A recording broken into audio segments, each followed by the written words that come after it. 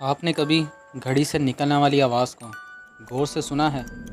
अगर आप ध्यान देंगे तो ये आपको टिक टिक जैसी सुनने में लगेगी, लेकिन अगर गौर से सुनेंगे तो लगेगा जैसे ये घड़ी टिक टिक नहीं, क्विक क्विक कह रही हो।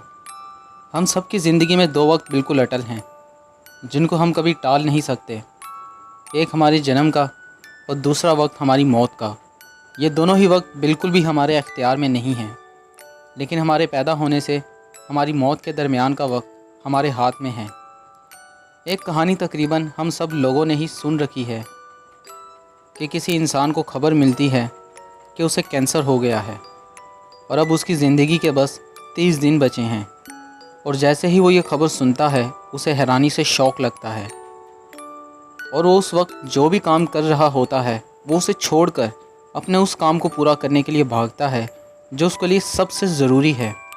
और वो उन सब लोगों से मिलने की कोशिश करता है जो उसके लिए दुनिया में सबसे अहम हैं। वो अपनी फैमिली, अपने फ्रेंड से मिलता है और वो अपने सारे फजूल और फालतू के काम उसी वक्त छोड़ देता है और बस वही काम करने की कोशिश करता है जो उसकी ज़िंदगी में रियली मैटर करते हैं। ज़रा सोचो, बस कुछ पल के लिए सोचो कि अगर वो इंसान आप होते तो अगर आपको ये बुरी खबर मिले कि ठीक 30 दिन बाद आप इस दुनिया से फारिग हो जाओगे, मर जाओगे, आपके पास अब किसी भी काम के लिए बस गिनती के 30 ही दिन हैं, तो ज़रा सोचिए कि आप इन 30 दिनों में क्या करोगे। पूछिए अपने आप से कि आपके लिए ज़िंदगी में क्या काम है जो सबसे ज़रूरी है, क्योंकि अब बस 30 ही दिन बचे हैं किसी भी अच्छे या बुरे काम को करने के लिए। सारी दुनिया गई भाड़ में। सुख, दुख, गुस्सा, जलन, नौकरी, इंटरनेट, सोशल मीडिया सब गए भाड़ में। तो अब जो सबसे ज़्यादा इम्पोर्टेंट काम है आप वही करोगे। आप अपने इस ख्वाब को, उस इरादे को जल्द से जल्द पूरा करने की कोशिश करोगे जिसके लिए आप जी रहे हो। अब उस कहानी में तो 30 दिन का वक्त दिया गया है, लेकिन हकीकत में इस ज़िंदगी का कोई भरोसा नहीं है मेरे दोस्त। ये कभी भी ख़त्म हो सकती हैं। अगले आने वाले एक लम्हे की भी हमको खबर नहीं है, तो फिर हम अपने आप को क्यों रोके हुए हैं? हम खुद को क्यों वेट करवा रहे हैं कि ये हो जाएगा तो फिर मैं वो काम करूँगा। दुनिया में किसी काम को करने के लिए कोई फिक्स्ड टाइम नहीं है। फिर चाहे सुबह हो या शाम, रात हो या दिन, किसी भी काम को करने का सिर्फ एक ही सही वक्त है और वो है अभी, इसी वक्त। आज से 600 साल पहले ये बात एक इंसान को समझ आ गई थी जिसका नाम कबीर दास था। उन्होंने कहा था कि कल करे सो आज कर, आज करे सो अब, पल भर में परलई होएगी, भौरी करेगा कब। यानी जो करना है वो आज करो और जो आज करना है वो अभी।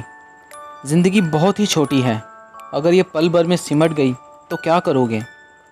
ये जालिम वक्त कभी किसी के लिए नहीं रुका, ना आगे किसी के लिए कभी रुकेगा।